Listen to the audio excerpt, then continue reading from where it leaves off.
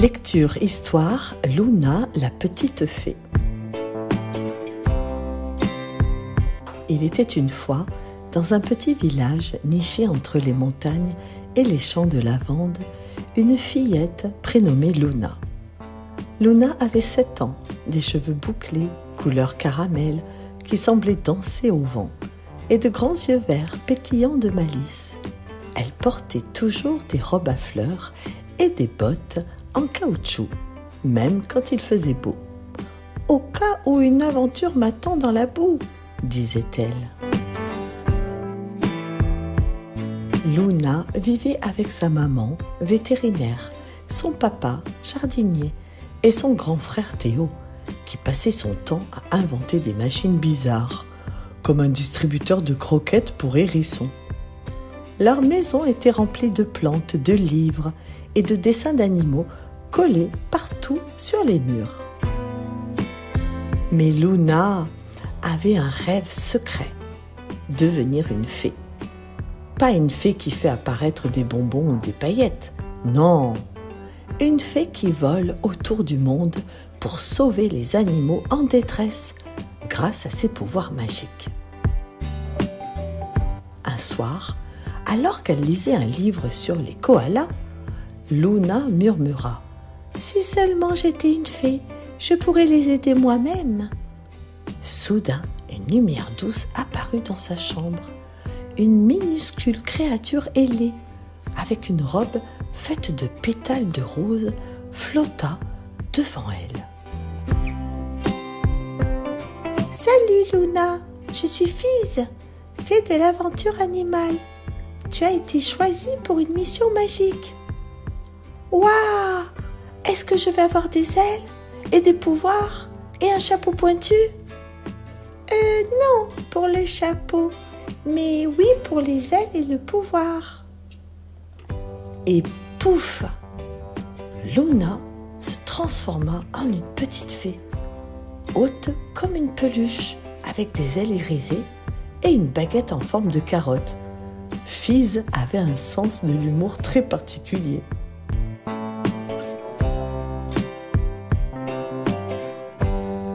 Luna se retrouva en Australie et rencontra Boubou qui était coincé en haut d'un eucalyptus, trop effrayé pour descendre à cause d'un feu de forêt. Luna lui dit « Boubou, tu veux que je te chante une chanson pour te rassurer ?» Boubou « Seulement si elle ne parle pas de serpent. » Luna utilisa son pouvoir de brume rafraîchissante pour éteindre les flammes et fit apparaître un toboggan magique pour que Boubou glisse jusqu'au sol. Luna se retrouva en Inde avec Chica, un petit éléphanteau qui avait perdu sa maman dans la jungle.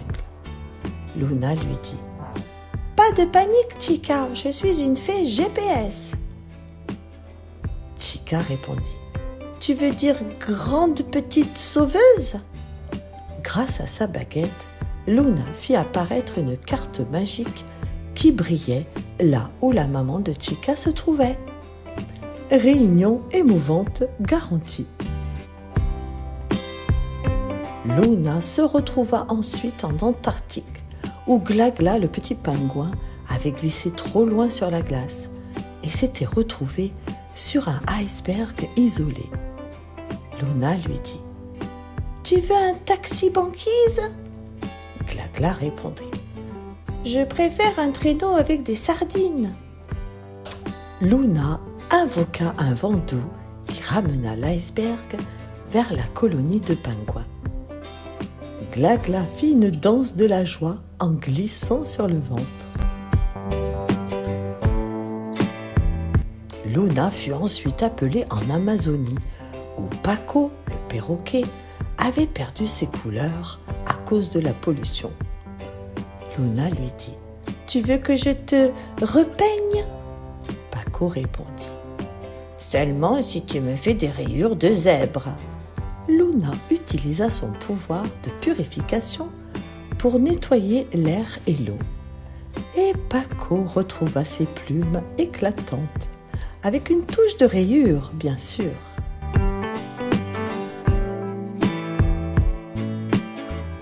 Après son tour du monde, Luna revint chez elle, fatiguée mais heureuse. Elle avait sauvé des amis, appris des langues rigolotes. Le pingouin est très bavard et comprit que même une petite fille peut faire des grandes choses. Fizz lui dit: « Tu n'es peut-être plus une fée, mais tu as un cœur magique, et ça, c'est encore mieux. » Et Luna répondit: « Mais je peux garder la baguette carotte ?» Ils éclatèrent de rire et passèrent une soirée inoubliable, pleine de complicité. Le lendemain matin, le ciel avait une drôle de teinte violette. Luna se réveilla avec des étoiles plein les yeux et des miettes de biscuits sur sa joue. Fizz, déjà debout, portait un petit casque spatial en carton.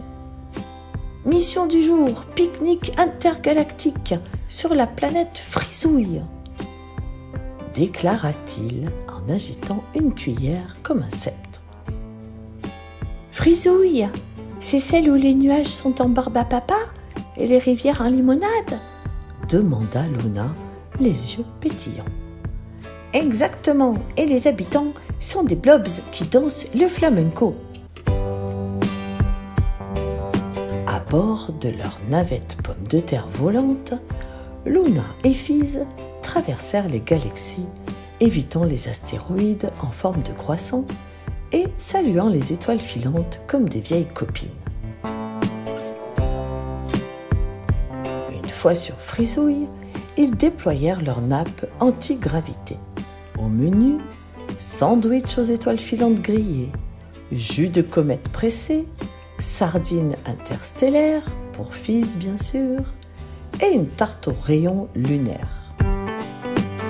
Les blobs les rejoignirent, glissant sur des arcs-en-ciel et chantant en glouglou.